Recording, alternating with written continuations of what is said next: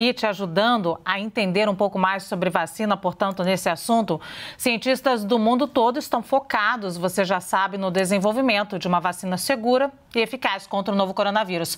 Mesmo assim, alguns imunizantes que já estão na fase final de testes tiveram os estudos interrompidos, como foi o caso das vacinas de Oxford, da Johnson e, mais recentemente, agora, da Coronavac.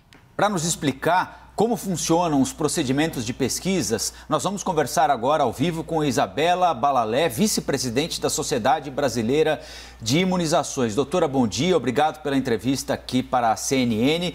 Este caso da interrupção dos estudos da Coronavac pela morte de um voluntário, segundo o Instituto Butantan, sem vínculo com a aplicação da vacina, foi uma decisão correta tomada pela Anvisa? Bom dia.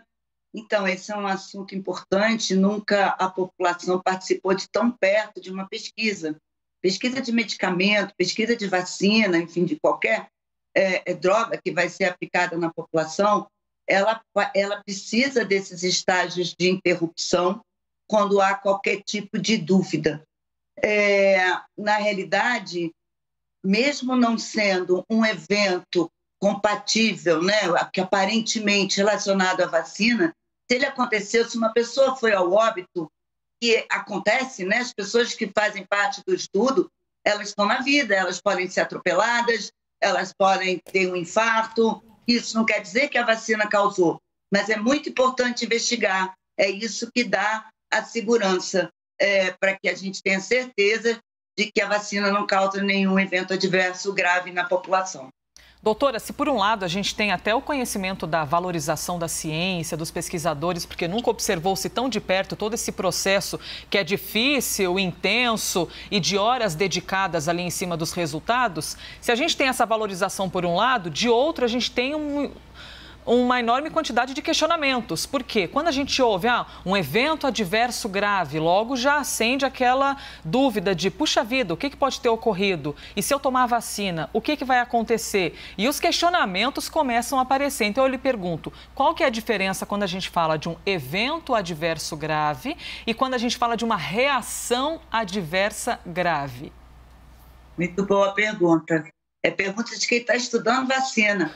Evento adverso, a palavra já diz, é um evento. Aconteceu, eu tomei a vacina e aconteceu alguma coisa. Fui atropelada, desmaiei, etc. e tal.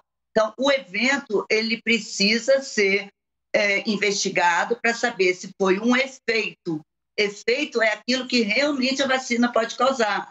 Como, por exemplo, qualquer vacina, qualquer medicamento pode causar uma anafilaxia, né? Uma alergia grave, pode dar dor no braço. Isso é um efeito adverso. Evento é alguma coisa que aconteceu com uma coincidência temporal e que precisa ser investigada. E que, na grande maioria das vezes, não se encontra essa relação causal.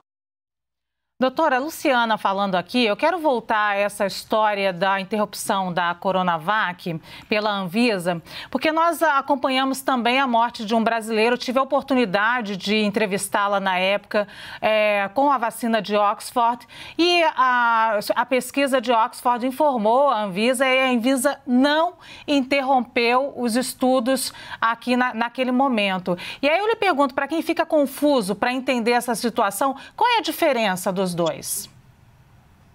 Sinceramente, não há diferença teórica.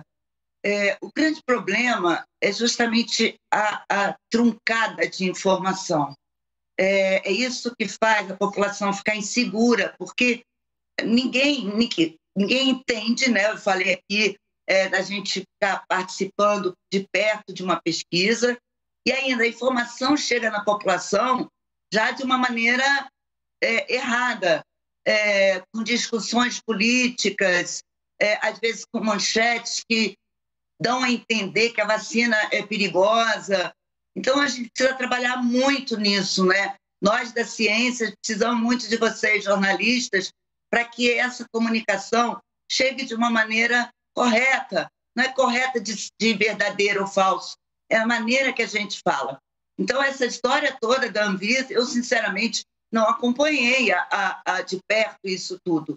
E o que a gente vê nos jornais é uma grande discussão política com a Anvisa dentro desse cenário.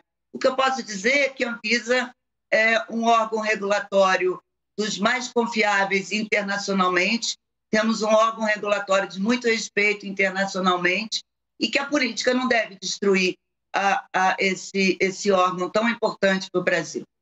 Isabela Balalé, vice-presidente da Sociedade Brasileira de Imunizações, muito obrigado pela entrevista aqui para a CNN e até uma próxima, hein? Eu que agradeço, um bom dia para todo mundo. Bom dia, obrigada. 8h45, faltam 15 minutinhos então para as 9 horas da manhã.